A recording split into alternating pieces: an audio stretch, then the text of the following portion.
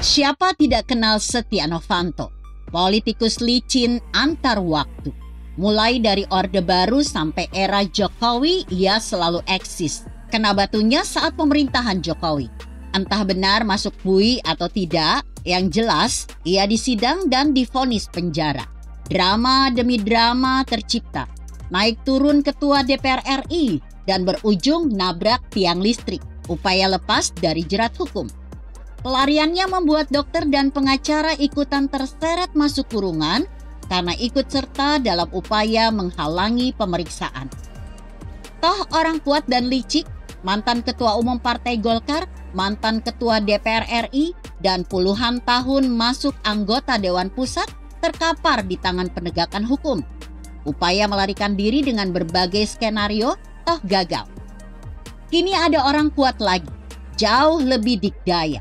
Politik dan kepentingannya memang lain, sehingga lebih pelik, sulit, dan ribet. Penggunaan massa jauh dari pusat dan jelas perlindungan orang kuat melingkupinya. Tidak mudah. Lebih menjadi menarik adalah kedatangan ketua. Ingat, ketua KPK sendiri untuk memeriksa tersangka korupsi.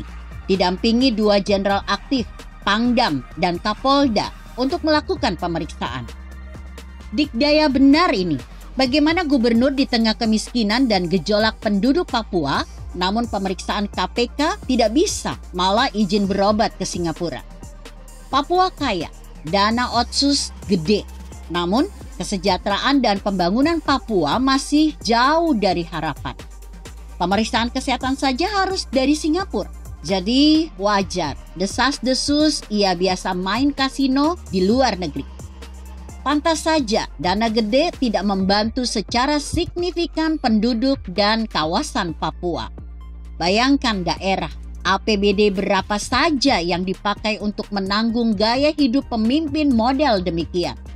Anak dan istri pun tidak datang memenuhi panggilan KPK. Luar biasa, bagaimana si pejabat ketika keluarganya saja berani berbuat seperti itu.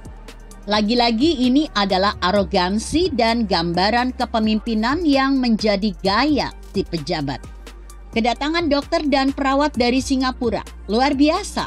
Bagaimana Papua harus membiayai gaya hidup pejabatnya yang korup di tengah keadaan Papua yang masih kudu mengejar ketertinggalan dengan saudara sebangsa dan setanah air.